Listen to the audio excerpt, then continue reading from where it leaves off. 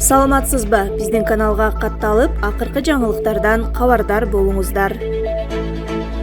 Америкадан министр Руслан Казакбаев канчыгалуу кайтты. Азыркы тынчы жок дүрбөлөң заманда дүйнө элинин башына түшкөн мүшкүлдөрдү талкуулаган Бириккен Улуттар Уюмунун Генералдык Ассамблеясынын 76-сессиясы көптөгөн саясий билдирүүлөрдүн аянтчасына айланды. Туркиянын президенти Эрдогандын Крым боюнча жасаган билдирүүсү бир топ сенсация жаратты.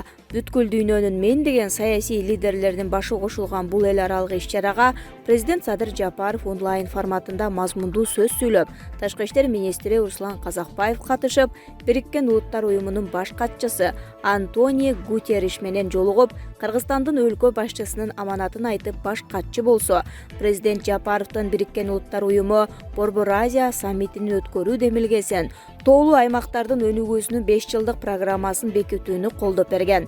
Кыргызстан үчүн океандын ары жагында өткөн бул эл аралык иш-чара ол жолу болду.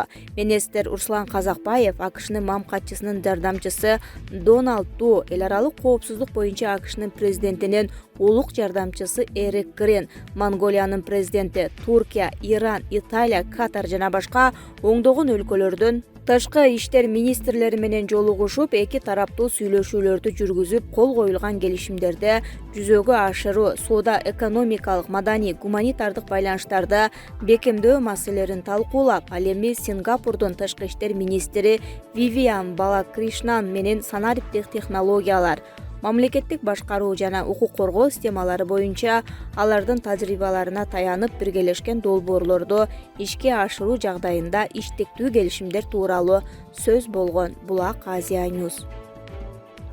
Депутат Самат Ибраевдин үй бүлөсүнө таандык фирмалар, курулуш компаниялар жана кымбат баалуу унаалар.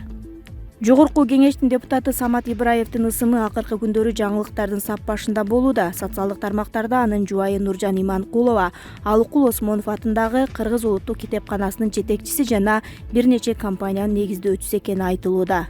Факты чек бул маалыматты текшерип көрдү. Нуржан Иманкулова деген ким?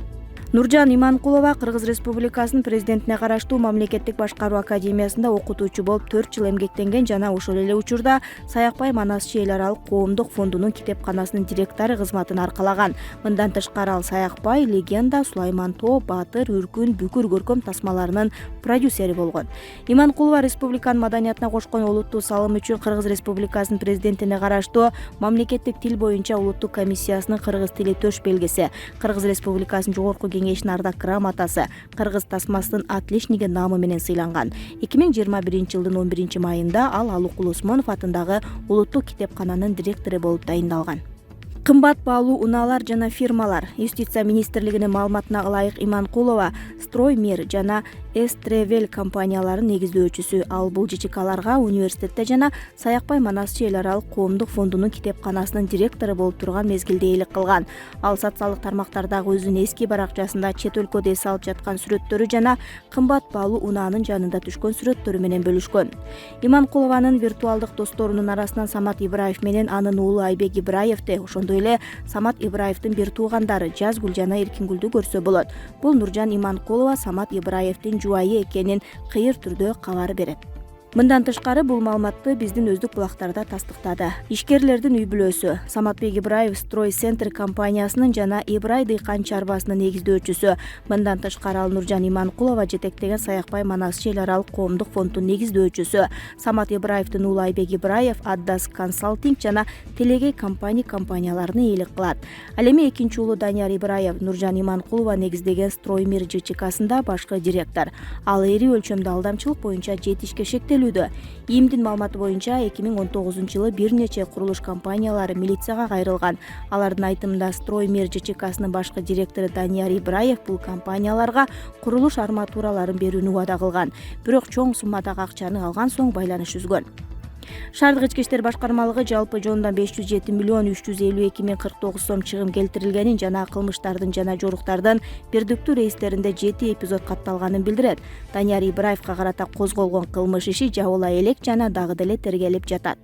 Учурда ал эл аралык издөөдө. Самат Ибраевдин бир тууганы Жазгүл Ибраевага Илберс Голд жана Металломир аттуу эки компания катталган.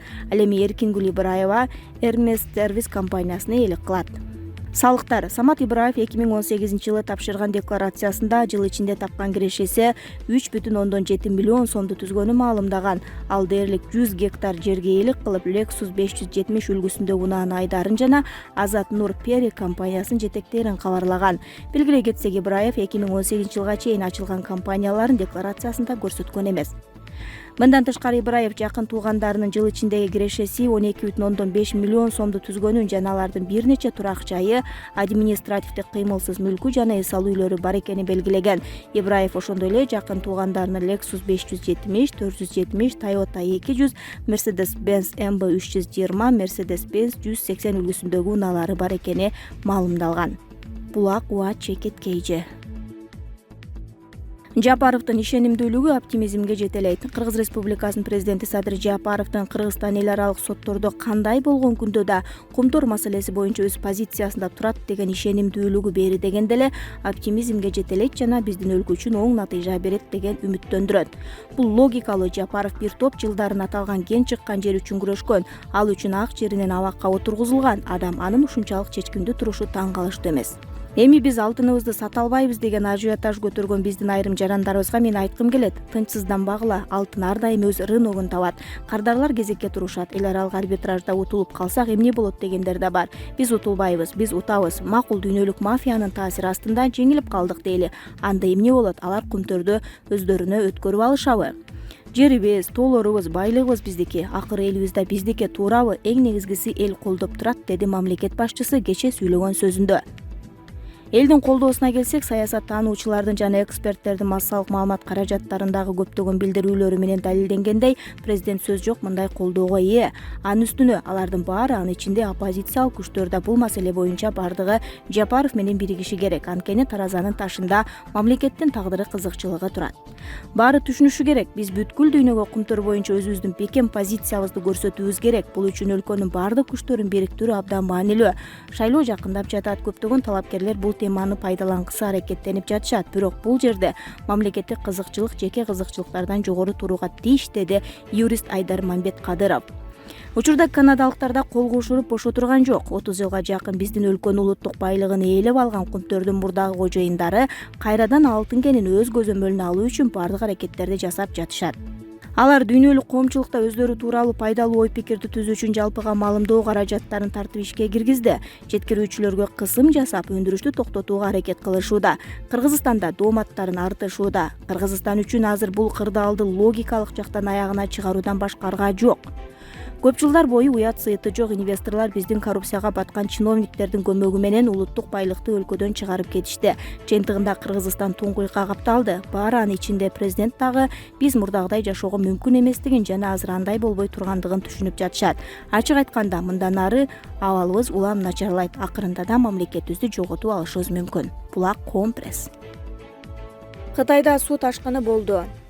Кытайдын түндүк чыгышындагы Лиаонин провинциясынын бийлиги тынымсыз жааган жамгырдан жана селден улам 4400дөн ашуун жергиликтүү тургунду коопсуз жерлерге көчүрдү. Бул тууралуу 4-октябрда Синхуа маалымат агенттиги жазды. Өткөн ишембиден бери жамгыр жана күн күркүрөө провинция боюнча уланып, катуу шамал менен коштолуп, кээ бир райондордо мөндүр жаады. Дүйшөмбү күнү саат 6:30га карата провинциядагы 13 чакан суу сактагычтагы суунун деңгээли критикалык деңгээлден ашып кеткени белгиленди. Тургундардын көбү Шенян, Далян, Аншан, Бенси, Люаян шаарларына эвакуацияланды. Азырынча каза болгондор жана жаракат алгандар тууралуу маалымат жок. Булак Назар Ньюс. Жалпыга маалымдоо каражаттары. Талибдер Тажикстан менен чектешкен аймакка ЖАНКЕЧТИЛЕРДИн батальонун жөнөтөт. Талибан кыймылынын согушкерлери Тажикстан менен чектешкен аймакка террорчу ЖАНКЕЧТИЛЕРДен турган атайын батальон жөнөтүү алдында турат. Бул тууралуу Кама пресс Афган басылмасы Бадашхандын түндүк чыгыш провинциясынын губернаторунун орун басары Нисар Ахмад Ахмадиге таянып кабарлаганын известия жазды. Атайын батальон Мансурдун армиясы деп аталат. Ал кыймыл лидерлеринин бири 2016-жылы каза болгон Ахтар Мансурдун атынан коюлган. Аталган топ Афганистандын чек ара аймактарына, анын ичинде Бадашхан провинциясына жайгаштырылары айтылды. Тажикстан менен чектешкен аймак бул мамлекетте эң узун чек аралардын бири. Чыгышында Кытай жана Пакистан менен чектешет. Ахмадинин айтымында атайын бөлүмдөр ЖАНКЕЧТИЛЕРДИ батальонунун принциптери боюнча иш алып барышат. Дал ушул батальон Афганистандын мурдагы өкмөтүнүн коопсуздук күчтөрүнө каршы чабуул жасаган. Эгер бул батальон болбогондо АКШ жеңилмек эмес. Алар жардыргыч салынган жилетка менен Американын Афганистандагы базаларын жардырмакчы. Булар Кудайга кызмат кылган, эч нерседен коркпогон адамдар, деген ал. Буга чейин 30-сентябрда Талибан кыймылынын өкүлү Билал Кариме Тажикстан менен чектешкен аймакка күч тартуу тууралуу маалымат чындыкка дал келбей турганын айткан. Тажикстандын күч түзүмдөрүндөгү булактардагы эки мамлекеттин чек арасындагы кырдаал тынч экенин билдиришкен. Бул кыймыл Кыргызстанда жана башка мамлекеттерде тыюу салынган уюм.